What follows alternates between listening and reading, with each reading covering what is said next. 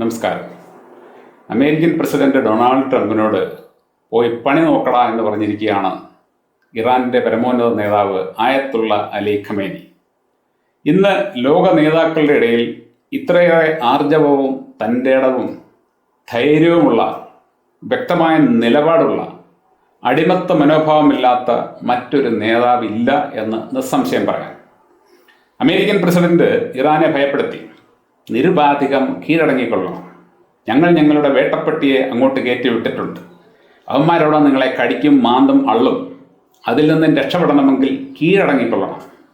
അതിന് ഖമേനി കൊടുത്ത മറുപടി നമ്മുടെ രാജ്യത്തെ എല്ലാ പത്രങ്ങളുടെയും പ്രധാന പേജിലാണ് പ്രിന്റ് ചെയ്ത് വന്നിരിക്കുന്നത്. ഇങ്ങനെ ആ മറുപടി ഒന്നാമത്തെ പേജിൽ തന്നെ ഏറ്റവും വലിയ വാർത്തയായിട്ട് കൊടുത്തതിന് എല്ലാ പത്രങ്ങൾക്കും ഞാൻ എൻ്റെ ഹൃദയംഗമായ അഭിനന്ദനം അറിയിക്കുന്നു. കാരണം നമ്മുടെ പത്രങ്ങൾ ഉദ്ദേശിക്കുന്നത് എന്താണ്? നമ്മുടെ രാജ്യത്ത് ഇപ്പോഴും സായിപ്പിനെ കണ്ടാൽ കവാത്ത് മറക്കുന്ന ഒരുപാട് എണ്ണമുണ്ട്. ഇവിടെ ഇരുന്നുകൊണ്ട് ഇപ്പോഴും ആ അടിമത്ത മനോഭാവത്തോടെ സായിപ്പിന് ഓശാന പാടുന്നവരോട് പറയുകയാണ്, കണ്ടുപഠിക്കുക. സായിപ്പിനെ കണ്ടു കഴിഞ്ഞാൽ കവാത്ത് മറക്കാത്ത ആണുങ്ങൾ ഈ ഭൂമിയിലുണ്ട്. സായിപ്പിൻ്റെ ഭീഷണിക്ക് പുല്ലുവില കൊടുക്കാത്ത ആണുങ്ങൾ ജീവിക്കുന്ന ഭൂമിയാണിത്. അവരുടെയൊക്കെ നിലപാട് കണ്ടുപഠിക്കുക എന്നാണ് ഈ പത്രക്കാർ നമ്മളോടെല്ലാം പറയുന്നത്.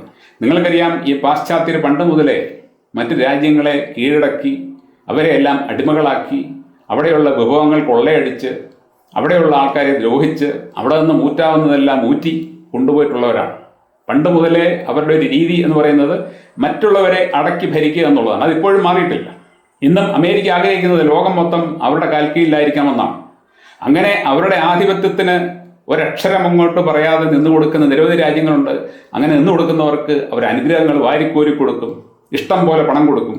ഇപ്പോൾ നമ്മൾ ഇറാനെ നോക്കുമ്പോൾ ഇറാൻ വളരെയധികം പ്രയാസപ്പെട്ടാണ് മുമ്പോട്ട് പോയിക്കൊണ്ടിരുന്നത്. കാരണം ഉപരോധമാണ്, അവർക്ക് അവരുടെ തന്നെ എണ്ണ വിൽക്കാൻ പറ്റുന്നില്ല, പുറത്തു നിന്നൊന്നും വാങ്ങാൻ പറ്റുന്നില്ല. ആ സമയത്തൊക്കെ നിസ്സാരമായിട്ട് അമേരിക്കയോട് ഓക്കെ നിങ്ങൾ പറയുന്നത് കേൾക്കാമെന്ന് പറഞ്ഞാൽ മതി, ഇറാന് വളരെ വലിയ വളർച്ച ഉണ്ടാകും. പക്ഷേ അങ്ങനെ ഞങ്ങൾക്ക് വളരണ്ട, ഞങ്ങൾക്ക് ആരുടെ അടിമകളായിട്ട് വളരണ്ട, ഞങ്ങളല്ലാതെ വളർന്നോളാം എന്നതാണ് ഖമേനിയുടെ നിലപാട്. ഈ നിലപാടിന് നമ്മൾ എത്ര വലിയ കയ്യടി കൊടുക്കണം എന്നുള്ളത് ആലോചിച്ച് നോക്കണം. കാരണം അടിമത്തത്തേക്കാൾ വലുത് സ്വാതന്ത്ര്യമാണ്. മറ്റൊരുത്തൻ്റെ നിയന്ത്രണത്തിൽ അവൻ പറയുന്നത് പോലെ നിങ്ങളിപ്പോൾ പോയി കഴിഞ്ഞാൽ ഗൾഫിലൊക്കെ അവിടുത്തെ രാജ്യങ്ങളെല്ലാം തന്നെ, സൗദി ആയാലും ശരി, ഖത്തർ ആയാലും UAE ആയാലും എല്ലാ രാജ്യങ്ങളും അമേരിക്ക പറയുന്നതിനപ്പുറത്തേക്ക് പോകാത്തവരാണ്. തിരിച്ചെന്തെങ്കിലും പറയാൻ ധൈര്യമില്ലാത്തവരാണ്. കാരണം അവരുടെ നിയന്ത്രണത്തിലാണ് അവർ ജീവിക്കുന്നത്. എന്നാൽ ഇറാനെ സംബന്ധിച്ച് അമേരിക്കയുടെ മുഖത്ത് നോക്കി പോടാ എന്ന് പറയാനുള്ള തൻ്റെ ഇടമുള്ളത് അവർ അമേരിക്കയുടെ സഹായത്തിലല്ല ജീവിക്കുന്നതുകൊണ്ടാണ്. മറ്റുള്ള രാജ്യങ്ങളെ കൊള്ളയടിച്ചാണ് അമേരിക്ക പോലുള്ള രാജ്യങ്ങൾ ഇത്ര വലുതായത്. അല്ലാതെ അവൻ്റെ കഴിവ് കൊണ്ടോ അവൻ്റെ ഉപകരണങ്ങൾ കൊണ്ടോ ഒന്നുമല്ല. അവൻ്റെ പക്കൽ നിന്ന് നക്കാപ്പിച്ച കിട്ടിയാണ് ഇസ്രായേൽ മുമ്പോട്ട് പോകുന്നത്. അവിടെ നിന്നെല്ലാം വ്യത്യസ്തമായിട്ട് നിൽക്കുകയാണ് ഇറാൻ. ഇറാനെ പല രാജ്യങ്ങളും അണ്ടർ എസ്റ്റിമേറ്റ് ചെയ്തത്. അതായത് അമേരിക്കയുമായിട്ടൊന്നും ബന്ധമില്ലാത്തത് കൊണ്ട് ഇറാൻ്റെ പക്കൽ വലിയ ആയുധങ്ങളൊന്നും കാണില്ല, ഇറാനെ നിസ്സാരമായിട്ട് തോൽപ്പിക്കാം. ഈ നിമിഷം വരെ ഇറാൻ അവരുടെ പ്രധാനപ്പെട്ട ആയുധങ്ങൾ പുറത്തെടുത്തിട്ടില്ല. ഇപ്പോൾ കണ്ടതൊക്കെ വെറും സാമ്പിൾ വെടിക്കെട്ട് മാത്രമാണ്. ഇനി വരാനിരിക്കുന്നതാണ് യഥാർത്ഥ പൂരം എന്ന് ഇറാൻ പറഞ്ഞു കഴിഞ്ഞു. ഇറാന്റെ ആദ്യത്തെ ലക്ഷ്യം ഇസ്രായേലിൻ്റെ ആകാശം, അവരുടെ ആകാശ പ്രതിരോധം ക്ലിയർ ആക്കുക എന്നതായിരുന്നു. അതിനുവേണ്ടി അവർ തുരുമ്പെടുത്ത് കുറേയേറെ മിസൈലുകൾ അങ്ങോട്ട് പറഞ്ഞു വിട്ടു. ആ മിസൈലുകളൊക്കെ, ആ ഡ്രോണുകളൊക്കെ ഇവർ കൊണ്ട് കത്തിച്ച് കളഞ്ഞത് ഇസ്രായേലിൻ്റെ പ്രതിരോധത്തെ ദുർബലപ്പെടുത്താനാണ്. അതവർ അച്ചീവ് ചെയ്ത് കഴിഞ്ഞു. ഇനിയിപ്പോഴാണ് അവർ യഥാർത്ഥത്തിലുള്ള യുദ്ധം തുടങ്ങാൻ പോകുന്നത്. ഇപ്പോൾ ട്രംപും ഇസ്രായേലും പെട്ടിരിക്കുന്നത് ഈ ഒരു ഘട്ടത്തിൽ നിന്നും എങ്ങനെ പിന്നോട്ട് പോകാൻ പറ്റും എന്ന ചിന്തയിലാണ്. പിന്നോട്ട് പോയില്ലെങ്കിൽ സർവനാശമാണ് സംഭവിക്കാൻ പോകുന്നത്. നിങ്ങൾക്കറിയാം, 1979 ഇസ്ലാമിക് റിപ്പബ്ലിക്കായിട്ട് ഇറാൻ മാറിയ ശേഷം അന്ന് മുതൽ അമേരിക്ക ഇറാനെ നശിപ്പിക്കാൻ ശ്രമിക്കുകയാണ്. ആ രാജ്യം രൂപീകൃതമായ, അതായത് ഇസ്ലാമിക് റിപ്പബ്ലിക്കായിട്ട് മാറിയ സമയത്ത് തന്നെ അവർ ഇറാഖിനെ ഇറാനെതിരെ തിരിച്ചുവിട്ടു. ഇറാഖിനോട് പറഞ്ഞ് പോയി അടിക്കാൻ പറഞ്ഞു. ഇറാഖിന് ആവശ്യം പോലെ ആയുധവും ഇപ്പോൾ ഇസ്രായേലിന് കൊടുക്കുന്ന പോലെ എല്ലാ സഹായങ്ങളും ചെയ്തു കൊടുത്തു. അമേരിക്കയും ഇസ്രായേലും ഒക്കെ ചേർന്നു. 7 കൊല്ലം ഇറാഖ് ഇറാനെ തകർക്കാൻ ശ്രമിച്ചു, 7 വർഷം. പക്ഷേ ഇറാൻ തകർന്നില്ല. ഇറാൻ അവിടെ നിന്നും വളർന്ന് ഇന്നത്തെ സാഹചര്യത്തിൽ എത്തി നിൽക്കുന്നത് അമേരിക്കയുടെയോ മറ്റേതെങ്കിലും രാജ്യത്തിൻ്റെയോ സഹായം വാങ്ങിയല്ല, സഹായം തേടിയല്ല, അവരുടെ ആധിപത്യം അംഗീകരിച്ചുകൊണ്ടല്ല, അവരെ അകറ്റി നിർത്തിക്കൊണ്ടാണ്, അവരുമായിട്ട് യാതൊരു ബന്ധവുമില്ലാതെയാണ് ഇറാൻ ഈ വളർച്ച നേടിയത്. ഇറാൻ നമ്മുടെ രാജ്യത്തേക്കാൾ ഡെവലപ്ഡ് ആയിട്ടുള്ള ഒരു രാജ്യമാണ്. അവരുടെ പെർ ക്യാപിറ്റ ഇൻകം നമ്മുടേതിൻ്റെ ഇരട്ടിയിലധികം വരും.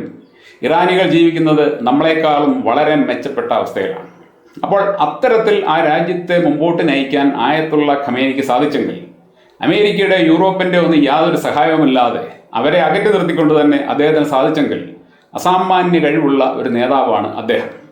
അപ്പോൾ അദ്ദേഹത്തിൻ്റെ മറുപടി, ട്രംപിന് അദ്ദേഹം കൊടുത്ത മറുപടി നമ്മുടെ പത്രക്കാർ നമ്മുടെ കണ്ണു തുറപ്പിക്കാൻ വേണ്ടിയാണ് ഒന്നാമത്തെ പേജിൽ ഇട്ടിരിക്കുന്നത്.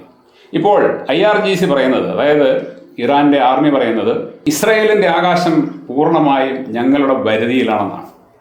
ഇസ്രായേലിൻ്റെ എല്ലാ പ്രതിരോധ സംവിധാനങ്ങളെയും ഇറാൻ തകർത്തു കഴിഞ്ഞു. ഇപ്പോൾ അവർ പറയുന്നത് ഞങ്ങൾക്ക് ഇസ്രായേലിലുള്ള ഏത് ലക്ഷ്യവും നിസ്സാരമാണ്, എവിടെയും ഞങ്ങൾക്ക് ആക്രമിക്കാൻ പറ്റും. ഇസ്രായേലികളോട് അവർ പറഞ്ഞിരിക്കുന്നത് നിങ്ങൾ അവിടെ നിന്നും സുരക്ഷിതമായിട്ടുള്ള ഇടങ്ങളിലേക്ക് മാറിപ്പോവുക, ഇല്ലെങ്കിൽ നിങ്ങൾ ബങ്കറുകളിലിരുന്ന് മെല്ലെ മെല്ലെ മരിക്കേണ്ടി വരും. കാരണം ഈ ആക്രമണം ഉടനെങ്ങും നിലയ്ക്കാൻ പോകുന്നില്ല. നിങ്ങളുടെ മൊബൈൽ ഫോണുകളിലെ സൈറൺ ഒരിക്കലും അവസാനിക്കാൻ പോകുന്നില്ല. ഇസ്രായേലിൻ്റെ പതനം പൂർണ്ണമായിട്ടും കാണാതെ ഇറാൻ അടങ്ങുന്ന മട്ടില്ല. അങ്ങനെ ഇറാൻ അടങ്ങണമെന്നുണ്ടെങ്കിൽ ഇസ്രായേൽ മുൻകൂറായിട്ട് ഇതിൽ നിന്നും പിന്മാറി അവരോട് മാപ്പ് പറയേണ്ടി വരും. കാരണം ഇറാൻ ഇപ്പോൾ പുതിയ പുതിയ മിസൈലുകൾ പുറത്തെടുത്തുകൊണ്ടിരിക്കുകയാണ്. ഇസ്രായേൽ ചിന്തിച്ചിട്ടുകൂടിയില്ലാത്ത ആയുധശേഖരങ്ങൾ ഇറാന്റെ പക്കലുണ്ട് എന്നുള്ളത് ഇപ്പോൾ ഞെട്ടലോടെയാണ് അമേരിക്കയും ഇസ്രായേലും ഒക്കെ അറിയുന്നത്. അതിനിടെ നിങ്ങൾ വായിച്ചു കാണും, റേസ പെഹ്ലാവി എന്ന് പറയുന്ന ഒരു വിദ്വാൻ ഇറാനിൽ കുത്തിത്തിരിപ്പുണ്ടാക്കി അവിടെ ഒരു ഭരണമാറ്റമൊക്കെ കൊണ്ടുവരാനുള്ള പരിപാടി നടത്തുന്നുണ്ട്. ഇവൻ നെതന്യാഹുവിൻ്റെ കൂട്ടുകാരനാണ്. മുമ്പ് ഭരിച്ചിരുന്ന ഷാമാരുടെ പിൻഗാമിയാണ്. അവൻ്റെ മുൻഗാമികൾ മൊത്തം അമേരിക്കൻ അടിമകളായിരുന്നു. അമേരിക്ക പറയുന്നതിന് അപ്പുറമോ ഇപ്പുറമോ പോകാത്ത അടിമകളായിരുന്നു. അന്ന് അമേരിക്കയ്ക്ക് ഇറാനോട് ഭയങ്കര കാര്യമായിരുന്നു. എന്നാൽ ആയത്തുള്ള ഖമേനി വന്ന ശേഷം അമേരിക്കയെ അദ്ദേഹം പടിക്ക് പുറത്താക്കി. അമേരിക്കയല്ല ഇറാനിലെ കാര്യങ്ങൾ തീരുമാനിക്കുന്നത്, അത് ഞങ്ങളായിരിക്കും, ഞങ്ങൾക്കറിയാം ഞങ്ങളുടെ കാര്യം നോക്കാൻ. ഈ രീതിയിൽ ചിന്തിക്കുന്ന ഒരു നേതാവിനെ മാറ്റിയിട്ട് ഈ പെഹ്ലാവിയെ പോലെയുള്ള ഒരു അടിമയെ കൊണ്ടുവരാൻ ഇറാനിലെ ആത്മാഭിമാനമുള്ള ഏതെങ്കിലും വ്യക്തി ആഗ്രഹിക്കുമോ? ഒരിക്കലും ആഗ്രഹിക്കില്ല, ഒരിക്കലും. Thank you.